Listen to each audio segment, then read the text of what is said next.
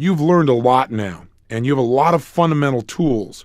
So we're going to focus on you just getting yourself to apply some of the fundamentals that you've already learned consciously. I want to get you to apply them to make some specific changes. And what we want to address in this particular tape to start with is a major thing called fear. Fear of failure and fear of success. If there are any two labels in our society that we've learned to link both a mixture of pain and pleasure to, it's those two known as failure and success, and they are totally interwoven. What do I mean? First of all, what is fear and what does it do to us? A long time ago, I heard a simple, but I think a very useful way of looking at fear. First of all, we know it's an emotional state. That's all it is.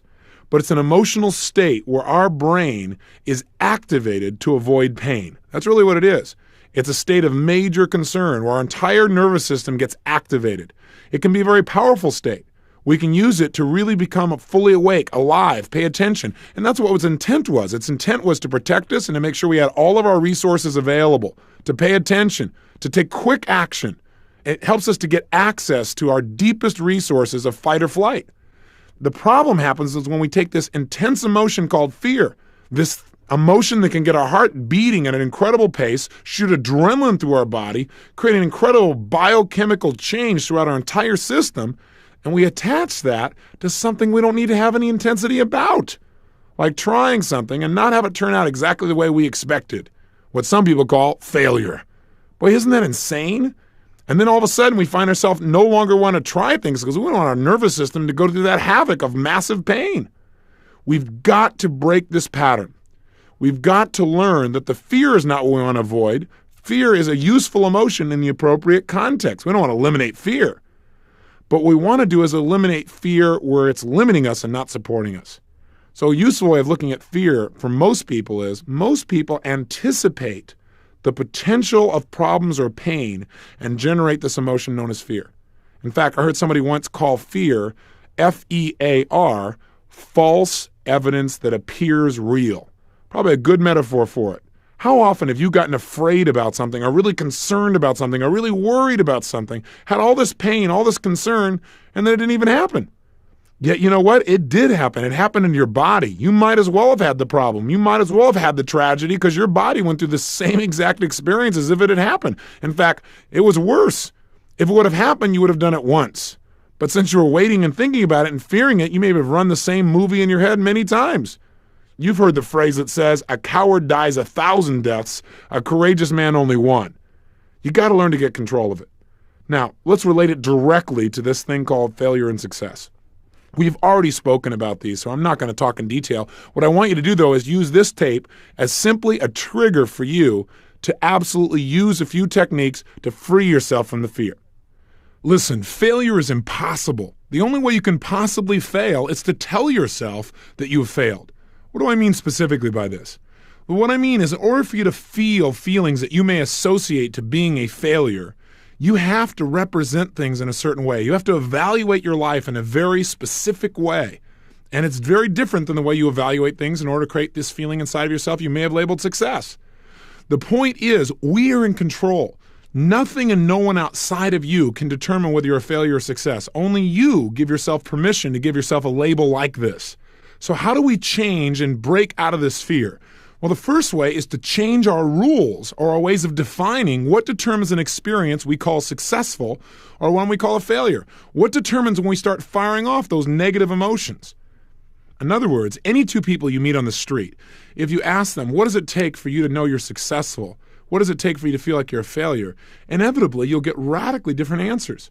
Everything from, well, the fact that I haven't achieved all that I set out to achieve in my life by now, to, well, I know that there's more possible and I'm not doing it, to, I'm afraid, and if I'm afraid, then I'm a failure. People have such radical different ways of evaluating. Some people have set things up for themselves where they have mental rules where no matter what they do, they feel like they're a failure. For example, you remember the example I told you about earlier? The gentleman who, by most people's standards, was extremely successful, but by his own, he was a failure. Why?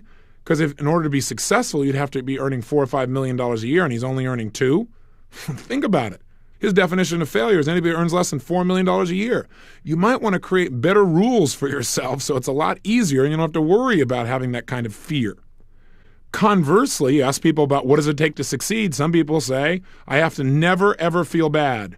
Or they say, I have to achieve my goals. Or other people say, I have to be breathing or above ground. Remember the example?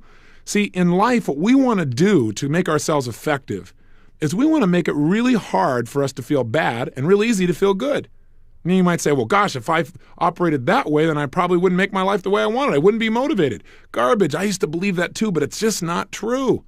I used to believe in life that I've got to go out and achieve, and therefore I'll allow myself to feel happy. But I've chosen to look at life differently, where I now happily achieve instead of achieve to be happy. I'm going to tell you something. It radically changes your personality. I'm having so much more fun while I'm achieving now. How does this all relate? Well, you got to take a look. If you're experiencing fear of failure, fear of success, the first place you got to look is how do you define them? How is it that you evaluate things, and is it appropriate? Whose rules are you living by to create these feelings or emotions inside yourself? Did you sit down one day and say, if this and this and this happens, then I think it'd be useful for me to feel like a failure, so I'll be motivated? And if this and this and this happens, it'd be useful to feel successful? I doubt it. What happened is you've just developed a pattern, and that pattern may be controlling you instead of you controlling it. I suggest you sit down right now and stop the tape. And before you do anything else, I want you to define for yourself what must happen in order for you to feel like you're successful. What must happen?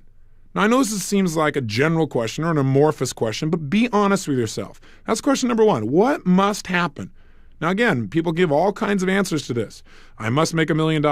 I must have the ultimate relationship. I must have my children go to college. I must have to, whatever the case may be. Other people have things like, I must breathe. I must wake up. Just decide what they are for you, at least right now. And then the second question is, what must happen in order for you to feel like a failure? What kinds of things do you allow to cause yourself to feel those sensations that maybe you now label failure in your body? What kinds of things trigger that? So what must happen for you to feel like a failure? Just failure to achieve a preconceived idea of what you want in a certain specific period of time? Nice fancy way of saying failure to get what you want when you thought you'd get it? What are your definitions for these two? And let's first of all find out what they are, and then we'll take it from there. So please stop the tape and jot down, or if you're in your car, think clearly. Get a clear idea of what are your definitions. What must happen for you to feel like a failure or to feel successful? Stop the tape now and check it out. Okay, so what did you discover? My first question for you is this. Whose rules are these? Who defined for you that this is what success is or failure is? Again, I doubt very seriously if it was you consciously designing it. My second question is equally important, maybe more important, and that is this definition you got appropriate to create lifelong happiness and success? If you're experiencing fear of failure and success on a daily basis, it's highly likely that you've got some rules that are disempowering you. So what I'd like you to do right now is I'd like you to define for yourself what should your rules be for failure and success. In other words, you might want to do like the gentleman we talked about earlier and make it a lot harder to feel like a failure and a lot easier to feel successful. I've already told you my definition. No matter what the situation is, if I give my all and if I learn something, I've succeeded. Now, if I didn't give my all, then I can at least learn something and I can still succeed and I can turn around and give my all on learning something about it. I mean, I've found a way to make sure I can succeed no matter what. And by succeeding, I feel good inside. And because I feel good, I'm willing to go for more. Instead of what I used to do, which is beat myself up, and all that did was put me in a lousy state and create performance that I'd rather not even talk about. So right now, create two new definitions. What's going to be your new definition now? What must happen now for you to feel like a success? And make sure it's easy. And what must happen for you to feel like a failure? For me to feel like a failure, I have to quit. I have to totally give up. So that's something I want to avoid. That's something I would like to feel bad about, would be totally to give up. Does that make sense? So go for it now, stop the tape again, and give yourself two new definitions of success and failure. Go for it. These new definitions that you've now created are basically the foundation for releasing yourself from the bondage of fear. Remember, in order for you to feel that feeling called fear, you've got to evaluate things in a way that makes you think that what's going to happen is going to lead to pain. It's always important for us to remember then that our own core beliefs are what generate our emotions. That whatever we believe to be true is what's going to happen to us. So as long as that's true, it's better for us to identify and to establish for ourselves beliefs that empower us instead of disempower us. I remember a belief system that was offered to me years ago. I think Robert Schuller is one of the people that popularized it, and it started many years before that. And the belief system was this. Somebody once asked me, Tony, what would you attempt to do if you knew you could not fail? And I thought, if I knew I couldn't fail, I'd do almost anything. And so I offer you the same thing. What would you attempt to do if you knew you couldn't fail? And if you're saying almost anything, then just go do it. Because if you set up the right rules, it'll be almost impossible to fail. It's impossible for me to fail because the only way I could fail would be to give up. And there's no chance of me doing that. I got too much pleasure in going for it 100% in life. Remember the analogy from earlier in this tape program. If you try something and it doesn't work, you ran a play. You're still in the football game. As long as you're on the field and the clock is still ticking, then the bottom line is you haven't failed. And if your heart's moving, that's the clock. It's still ticking. You're in great shape. So just go for it. Try something else, change your approach, and eventually you'll achieve what you want. But make sure it's hard to fail, easy to succeed. Make sure you're in control, not your environment, not what other people think. Otherwise, you'll always be in reaction in life and never be in control. Now, what can we do to really free ourselves from this? What can we do? You say, well, okay, I got these great definitions, Tony. It makes sense. But, that's one thing intellectually to have new definitions. It's another thing to have this gut-level feeling here that drives me nuts. How do I get rid of it? Well, number one step, like in any other change that you want to make, is just decide. Decide you are going to be free of this fear. Does that mean it never comes up? No. It just means that if it comes up, you're a human being, you take a look at it, you realize it's false evidence that appears real, and you move on. You change your state, you change your physiology, and you go for it anyway. You ask yourself a better question like we talked about earlier. Or you create a positive anchor. There's so many things you can do. But first, right now, you got to decide that these two killers of human success, fears of failure and fear of success, are no longer going to stop you. I'll give you a classic example. Years back when I was doing work initially, I was just establishing myself in the media in terms of my work with athletes and with business people. Life magazine did an article on me. And in covering me, I told them about some of the work I'd done with the Army. And, to say the least, they were a little bit conservative and a little bit skeptical might be a better description. And I said, okay, if you're so great and you can do all these great results, let us pick an athlete and let's see you do some work with him. So I said, great. They happened to be at my house that day while we're talking, and the television was on, and the Los Angeles Lakers were playing. Well, Byron Scott at the time was not doing too terribly well. In fact, I think he scored 3 points that game, and Chick Hearn was a little bit on his case. Bottom line is, they said, let's see you work with this guy. I said, great, you set him up. Sure enough, they did. The next day, I find myself in Los Angeles in a gymnasium with Byron Scott. Here we are, and what's the problem? Well, I started talking with Byron, and he said, the problem with his game is this. I found out when people threw him the ball, one thought was rushing through his head.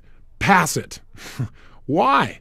Because in his mind, he had stored so many failures, so many times where he had screwed up, made some dumb mistakes, that now whenever the ball came to him, his immediate association was failure. The only way to keep from failing was give it to somebody else. Can you imagine trying to make a shot when most of your nervous system is associating to past failure? There's no way you're going to succeed. See, remember that phrase or belief we talked about earlier? I want to reinforce it again. If you want to succeed in your life, remember this phrase. The past does not equal the future. Because you failed yesterday or all day today or a moment ago or for the last 6 months or for the last 16 years, the last 50 years of life doesn't mean anything. All that matters is what are you going to do right now? Otherwise, you carry all that luggage, all that load of negative emotion with you, and it'll affect your present performance. Now, it's one thing, again, to say that. How do you change them? One, you got to decide, just as we said earlier. You've got to then get enough leverage that you're going to follow through. I got started talking to him, and I wanted to get a Dickens on him, if you will. I said, look, if you don't change this, what's it going to cost you? He said, well, I don't know. It's already costing me. I'm screwing up. I said, if you keep at this rate, what's going to happen? He said, I'm going to end up on the bench. And I got him to actually have some feelings about that. Why? I want him to link pain to not changing this pattern. As soon as his brain links pain, what's it going to do? Anything to avoid this. And it's going to use all of his resources. Does that make sense? Now, on the other side, I said, if we could really turn this thing around, what would happen? He said, well, God, I'm a great shooter. He said, I'd be swishing him. He said, I could be one of the best shooters in the league. I really know I could be there. I could compete with the best. I've got an incredible shot. So sure enough, we had plenty of pleasure linked to making a change, pain to not. What's step 3? Step 3 is what I want you to do with your ideas of failure from the past. It's a simple way of changing your neuroassociation so you don't have any negative feelings linked anymore. How do you do it? It's real simple. I took Byron Scott and I said, look, here's what I want you to do. I want you to stand up nice and tall. I want you to breathe fully, and I want you to stand and breathe the way you do when you feel absolutely unstoppable. And so what I basically did was got him to feel really good. I got him to change his what? His state. How? By changing the way he was breathing and his moving, by changing his physiology. Do you remember when we talked about the ways to change state? I also got him to focus on times when he'd really been successful. So what's happening now? He's standing tall, he's breathing strong, he's feeling energetic. I got him making gestures like he's really in charge. I got him shouting a word, and the word was boom, a particular sound where he felt really strong when he made this particular sound. Sure enough, I got him to focus on his success. Now he feels absolutely incredible. While he's feeling incredible, I anchor him a few times. And while he's feeling incredible, I say the word boom. He's feeling great, I say boom. He's feeling great, I say boom. Till pretty soon I just say boom in a weird way, and sure enough, his shoulders come back and began to feel good, just like Ivan Pavlov and the dogs with the bell. Same thing, just like what advertisers have done for you for years, only I'm helping him to find a trigger to get himself in a strong state. So I got him in a great place, and now I want to use what I call my erasure technique. So I said, listen, this is what I want you to do, Byron. I want you, while you're still feeling good, without having any major negative feelings, I want you to just watch the memory of some of your biggest mistakes. And when I say watch it, I said, just if you would, pretend it's a movie in your mind and just see the situation happen again, but don't get any negative feelings. Just watch it like an outsider, so it's like way over there. So he watched it, and I said, you tell me when you come to the end, and you run several of those movies. So he did. For about 60 seconds, maybe 2 minutes, maybe 3, he continues to go, and he's got his eyes closed and finally goes, okay, nods his head. I said, okay, now what I want you to do is start at the end of those memories.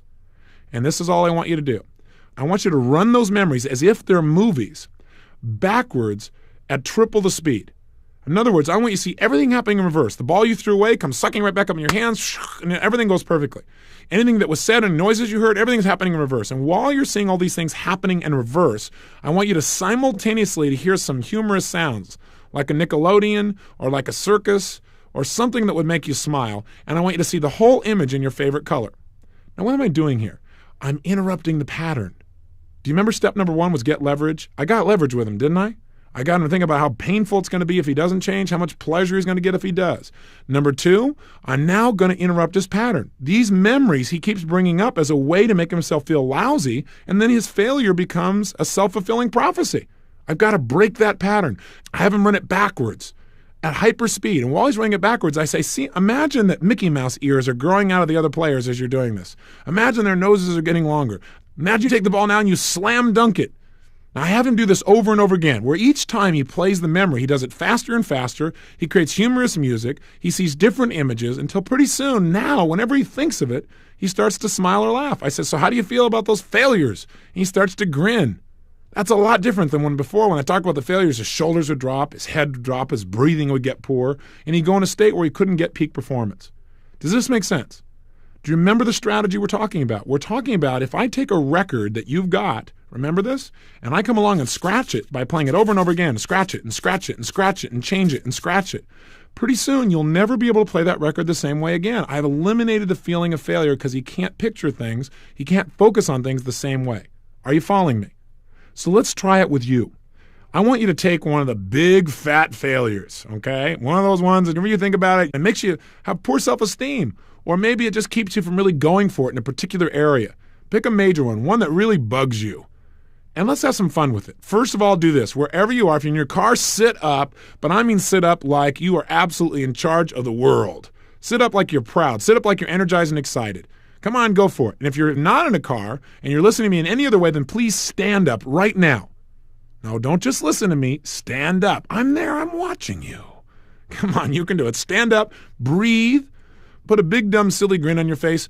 People will wonder why. It'll be good for you. Now, while you stand like this and you feel really good, I want you to breathe the way you breathe when you feel proud and strong and unstoppable. Come on, go for it. Proud, strong, and unstoppable. Breathe that way, feel that way. Stand taller. That's it. Good. Now, while you're feeling really great, what I want you to do is create for yourself some kind of positive anchor. So make yourself feel really great, and at the peak while you're feeling great, do something unique. Do something unique. Do something unique. Do something unique. Till later on, you could do that something unique and immediately feel this way again. So just feel really good and do something so you feel even better. Feel good, link it to something. Feel good, link it to something. Feel good, link it to something. So you got yourself in a really good state. Go for it. Think about how you feel and what you see and what your voice sounds like when you're feeling really, really strong. Now, while you're feeling good, let's do the following. Remember that big fat failure from the past? I want you to imagine that you're watching it on a movie screen in front of you. And I want you to watch it through one time just the way it happened. Whatever it was. And I want you to make sure you stand tall and remain feeling good as you watch it going across that screen, okay? Real simple. Just watch it go across the screen. Continue to watch it. Watch it just as it happened back then. Now would be a good time.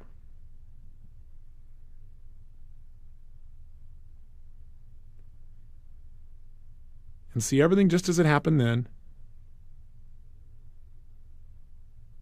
And you may feel some of the feelings, not quite as bad as it was then because it's outside of you.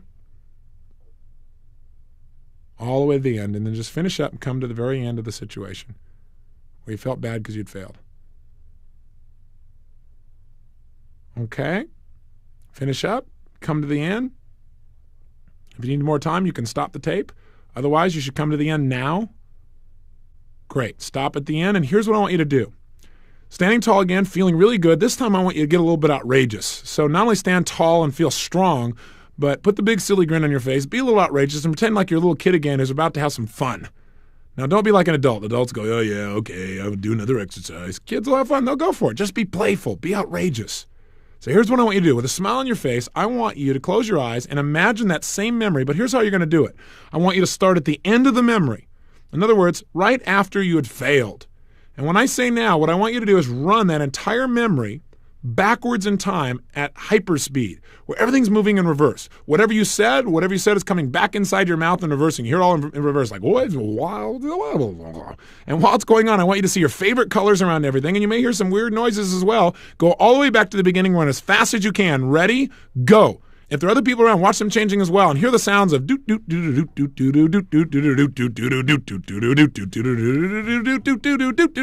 all at the beginning, and watch people around you. If somebody else was there and they were upset with you or they made some weird look, watch them develop Mickey Mouse ears getting really huge, and watch their nose getting bigger. That's it. Run all the way to the beginning until you're right in the very beginning again. You should be back at the beginning now. Get there now. Great. Now run it forwards. This time run it twice as fast. But again, if there was anybody else around and they were giving you a hard time or you felt embarrassed, watch them shrink down and pick them up in your hand and whisper to them that it's okay. Ready? Go. Run forward as fast as you can. See the same memory. Come on, faster and faster. Everything's happening as fast as you can probably make it go. Make all kinds of different colors. Put rainbows across people's faces. Again, their ears are getting big. Watch a few of these people shrinking down. Pick them up in your hand and say, it's okay. Don't worry about it. That's it. Good. Put them back on the ground. Watch them grow back up. Come on, go forward. Make all kinds of bizarre pictures as fast as you can. Run all the way through to the end. Stop. You should be right back at the end. Now, again, you're going to run it backwards, only this time when you run it backwards, listen to it to your favorite music. Make it like an MTV video of some bizarre sorts. Ready? Run it backwards as fast as you can. Go. As fast as you can. Watch it all reverse, everything moving reverse, all the voices and everything else going reverse, all at the beginning. Run it forward again as fast as you can. We're doing this as fast as we can. Go all the way forward, all the way to the very end. Come on, faster, faster, faster, faster. Run it backwards again. Do this 6 times, back and forth, back and forth. Each time, change something in it a little bit different. Each time, see something shift a little bit. Make it a little bit more outrageous. That's it, great. Every time, make it even better. Make it weirder. Make it more bizarre. Back and forth, back and forth, back and forth, back and forth. As fast as you possibly can. Make the whole thing black and white now. Now make the whole thing a rainbow, where everything you see, people, places, things, yourself, you're in rainbow colors. Good. All the way to the end. Run it all the way back to the front again. Excellent. Now, let's try something. First of all, with a smile on your face. Now go back and think about that memory that was bothering you so much and tell me what happens now. Yeah, as you go through it, you might see a Mickey Mouse. Don't listen to those sounds. Be careful. All the way through to the front. That's right. And right now, when you do it, what happens? Do you have a smile? Do you at least have neutral feelings? If not, you just run this pattern a few more times. All we do is we interrupt the pattern. It's what I do with Byron. It's what you can do with yourself. It's called an erasure technique. Instead of like next time you feel really bad and you feel like, oh God, I screwed this whole thing up, learn your lesson. If there's something you didn't do well, figure out, okay, what can I learn from this? Good question to ask yourself. Once you learn the lesson, then get rid of the negative feeling by using your erasure. Otherwise, you'll keep playing the same memory over and over. You keep saying the same things to yourself. Just keep picturing the same things. Keep feeling the same things, and all you do is feel like heck, and you're not going to have a better performance. Use the erasure technique, and you can't believe what will happen. So what do we do next once we erase the failure? Well, in Byron Scott's case, all of a sudden he started feeling good. He doesn't feel like he has to be afraid. Somebody gives him the ball, and hey, he's going to do well. So what do? Well, now I want to just not overcome his fear of failure, but ensure he's going to have even more success. How do we do that? We get ourselves in a peak state. So all I did was reinforce his anchors, and that's what you can do for yourself. I got him in his best states. I got him to remember times when he had performed at his best. And right at the peak moments when he felt like, God, that's a swish, boom, I made that sound. Another time I had him rehearse. Right at the peak moment, I had him make the sound as well. Boom. Did it over and over again until pretty soon all we had to say was boom. And he went right into that perfect state where he knew he was releasing the ball and he absolutely knew he was going to swish it. It was going to be a perfect shot.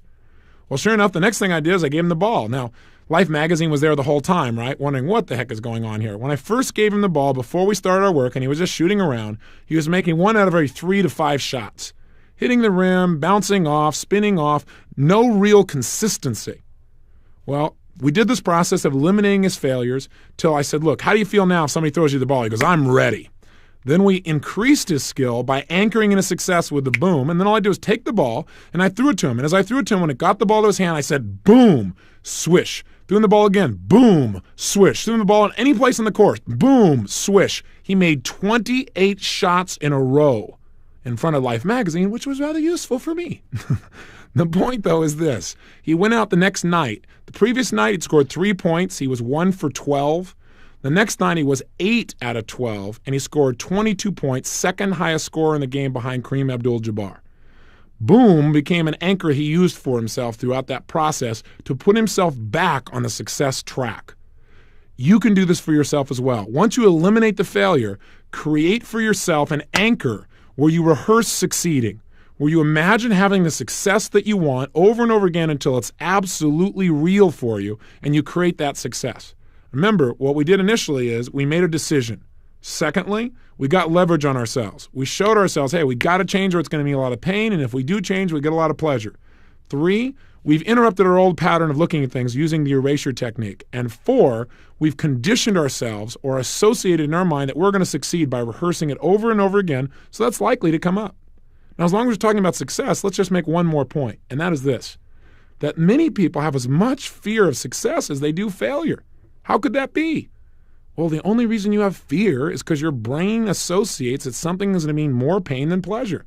Some people think that success is going to mean pain in many different forms. They might think, well, gosh, if I succeed, then people may not like me so much anymore. So sure enough, even though they want success on the one hand, they have approach avoidance again. They think, well, success could mean all this pleasure, but it could mean even more pain. And so sure enough, they fear success. Or some people believe that, hey, if I succeed, then what if I can't continue to succeed? Therefore, it would mean I failed. And so they actually fear success because they believe that if they have a higher standard of success now, it's easier to fail. It's a bizarre trap we humans sometimes create for ourselves. So stay out of these traps. Create definitions that work for you. Condition yourself so that you no longer feel those sensations you used to call failure, and move yourself ahead by programming yourself for success. Let's take this fear of success and let's get rid of it. How do we do it? 1, decide. Remember the technique? Step 1 is just absolutely decide. Decide means cut yourself off from any other possibility except that success is going to be nothing but pleasure and no more pain. 2, get some leverage on yourself. And this is going to be your assignment. Write in your success journal these 2 elements. All the things you'll lose if you don't change this fear of success, and all the things you'll gain by linking pleasure to success. And then do the erasure technique. What do I mean? Think of these ideas you have about success and how it could be painful, and run them forwards and backwards, and make them so weird and scrambled until pretty soon you could never think that way again. In fact, it would make you giggle or laugh or just think how absurd. That's all it takes. Free yourself, interrupt the pattern so you can now establish a new pattern of success being something that you're driven towards instead of something you avoid. As soon as you're done with that, we're going to go into how to overcome fear of rejection. And take heart. We'll do this very shortly. It won't be as long as this side, but do your homework first, okay? See you in a minute or 2. Now that we've talked about the fear of failure and the fear of success, let's take a look at this thing called rejection. Gosh, if you talk about an emotion that grabs people, one that most people associate massive pain to and will do almost anything, including ridiculous things to avoid, it's rejection.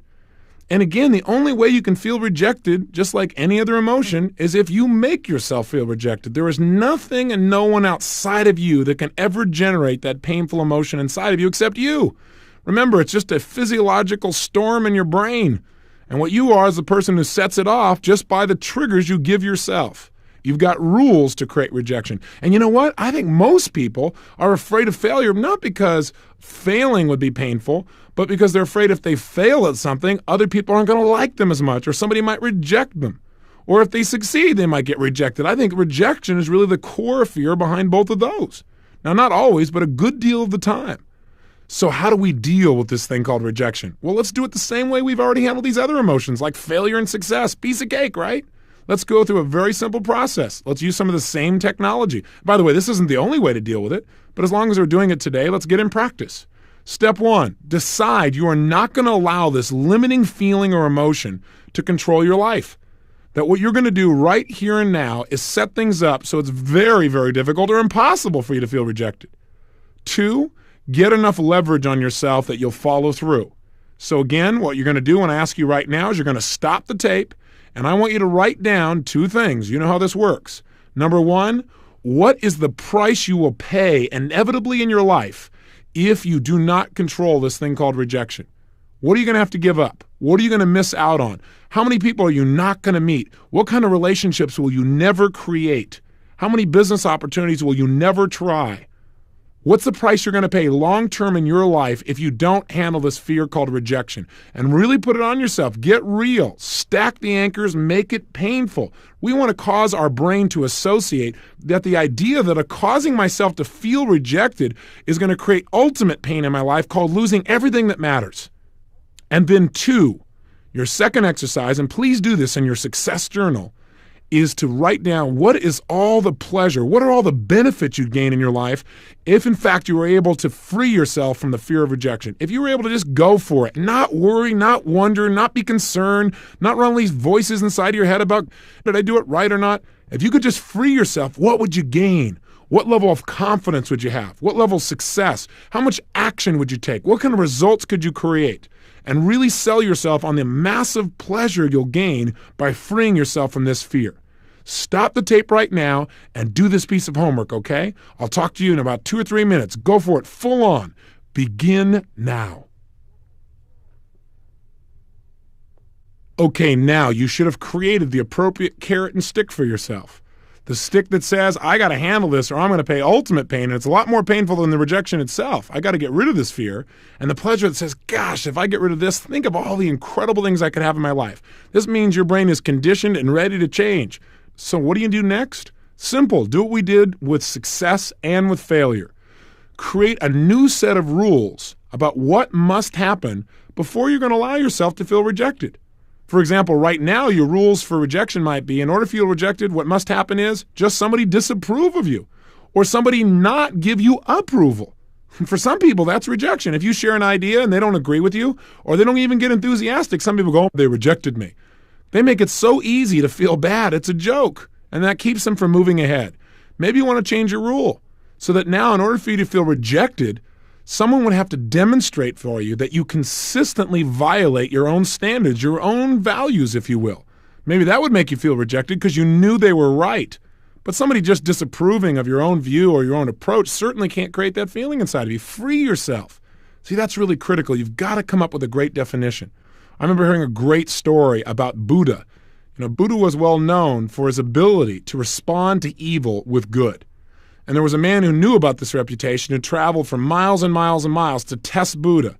And what he did is when he got in Buddha's presence, he verbally abused him constantly. He challenged him. He insulted him. He did everything he could to try and offend Buddha. Buddha was unmoved. He simply turned to the man and said, "May I ask you a question?" See, even Buddha asked questions. All masters do. But you learned that earlier, remember? The man responded by saying, well, what?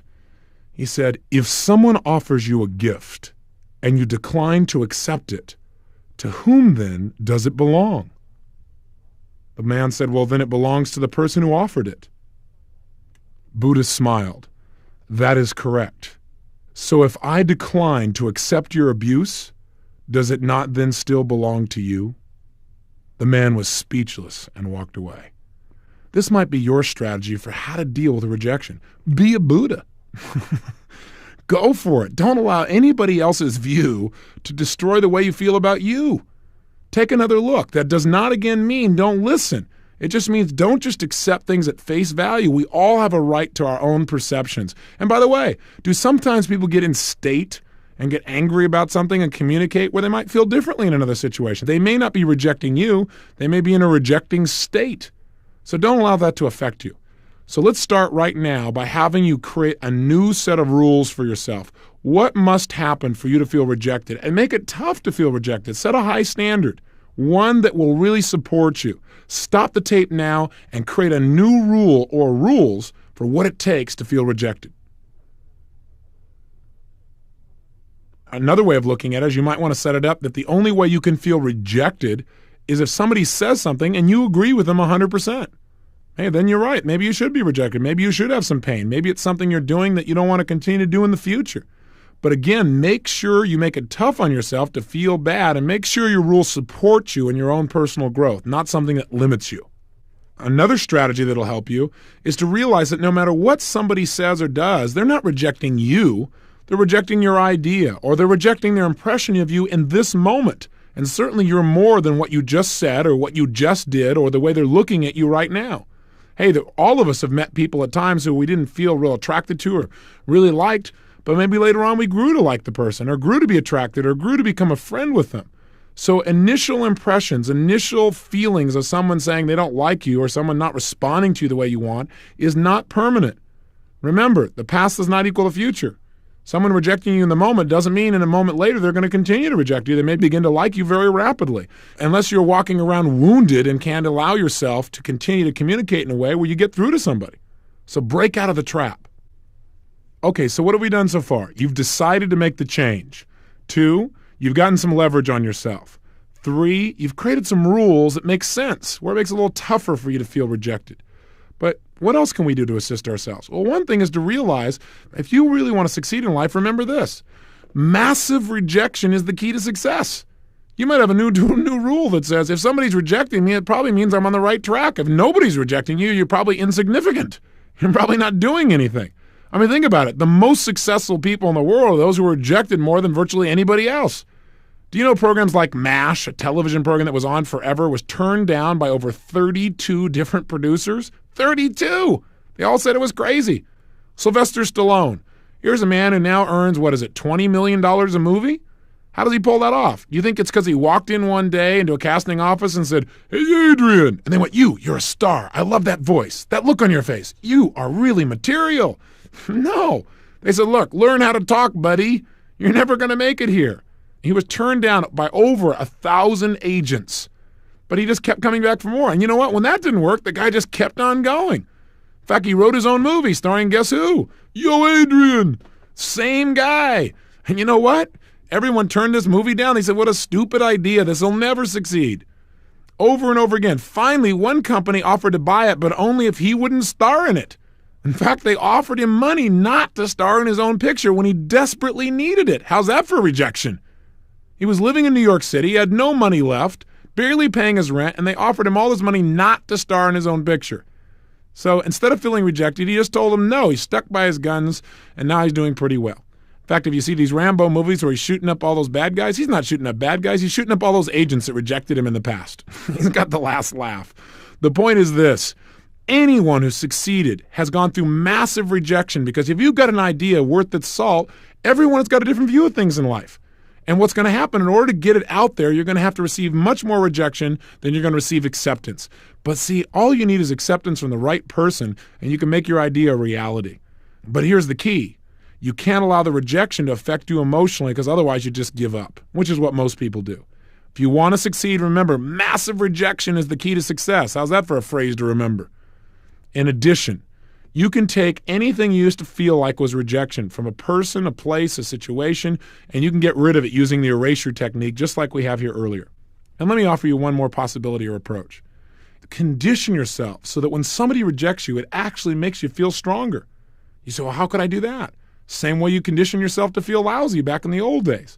That is, create a new neuroassociation. How do you do that? Real simple. Make yourself feel incredibly strong. Whatever it is, put yourself in a state where you feel unstoppable. And while you're feeling that way, create an anchor. Feeling absolutely unstoppable, create an anchor. Feeling absolutely like you can do whatever it took to succeed, create an anchor. You do it over and over again. Now remember, you got to stand, you got to breathe it, you got to feel it, you got to be fully associated. Now, what do? Imagine somebody rejecting you, and right as they're rejecting you, bam, fire off the anchor and make yourself feel great. Somebody rejects you, bam, make yourself feel great. Somebody rejects you, bam, make yourself feel great. Over and over again until you literally condition yourself so that rejection triggers you to feel strong. Now, I know this may sound difficult or even impossible, but it's actually very easy. I've done it over and over again in my seminars for more than a decade and a half. In fact, one of my favorite seminars I've done for the last 10 years is called Unleash the Power Within, because in that program, we flat change people's conditioning, and we do it in minutes. In fact, maybe you've seen this program because now, because of my alliance with United Artists Movie Theaters, we've created what we call the EmpowerNet, where literally I'm doing the seminar live on these huge screens where I'm connected with you. And I do the entire program there. So you may go to a United Artists Movie Theater and you're waiting to see a movie trailer, and there's my smiling face going, "Hi, come to Unleash the Power Within." But the point is, in these programs, we show people how to break through any fear.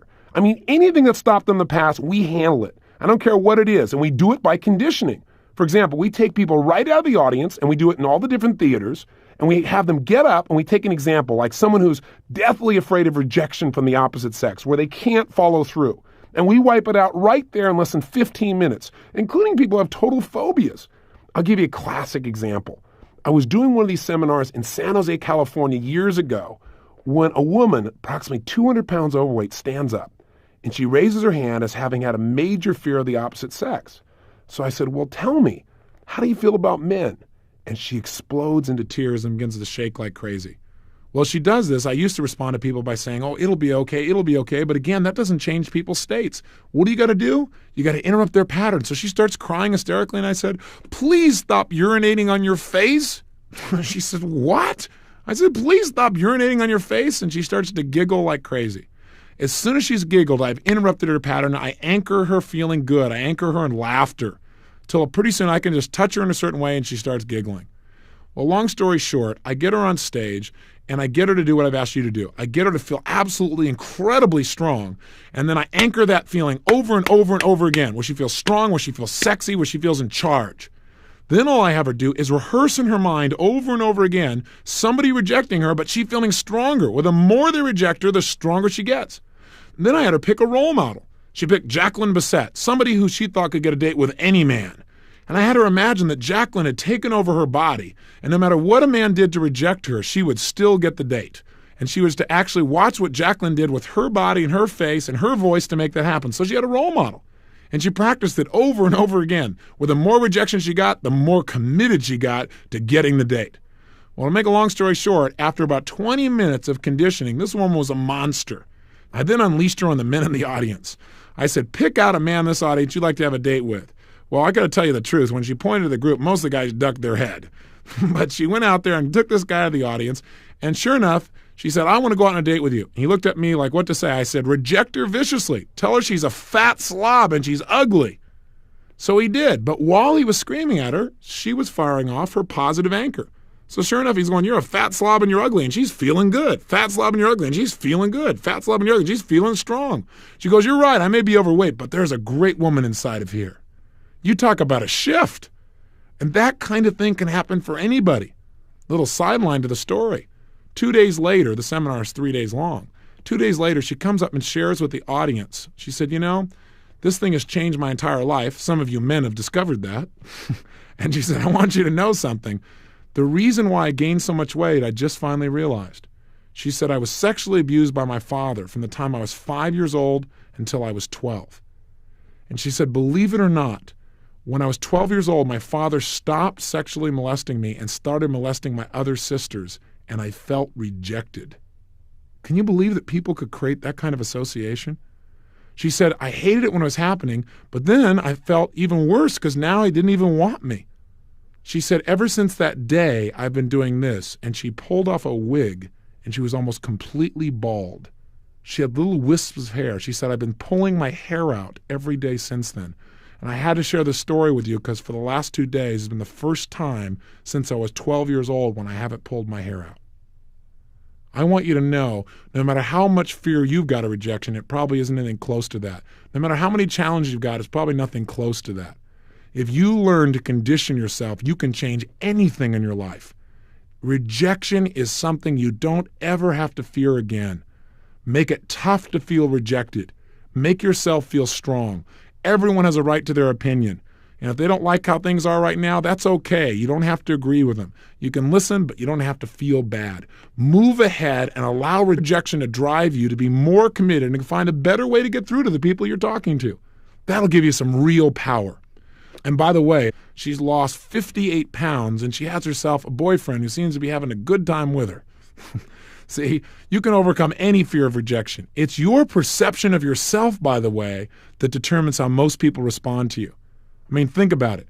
W. Mitchell may not be the most attractive man in the world visually, with his face scarred from the fires and sitting there in a wheelchair. Yet he attracted the woman of his dreams literally because he knows who he is on the inside, and his own perception of himself is so powerful that it affects the way everyone around him responds to him. And they don't reject this man en masse. They love him en masse. Love yourself and other people will love you as well. Here's your assignment. Pull out your success journal, and I want you to do the following. Write down 2 experiences in your life that you used to consider failures. You know, those horrible feelings used to make you feel bad. And I also want you to write down 2 experiences in your life where you felt rejected. 2 experiences where you felt like you'd failed, 2 where you felt rejected. And what I want you to do next to these 4 items is the following. I want you to write down a benefit that you got out of those experiences. I know it didn't feel like a benefit, but if there was one, acting as if there was one, what could you have benefited from out of that situation? Maybe it made you learn something. Maybe the pain of being rejected or the pain of feeling like you failed made you study harder in the future, or made you work harder, or made you more motivated, or made you more sensitive to other people who'd been rejected in the past. Have you had experiences like that? I want you to come up with a benefit, and then step 2, I want you to use the erasure technique so you destroy the negative feelings that you associated to that quote-unquote failure. In fact, it won't feel like failure anymore. And the same thing to the thing you used to call rejection. So what they become are learning experiences rather than big emotional things like failure and rejection. So please do your homework, and again, I'll see you on day 22. Till then, live with passion.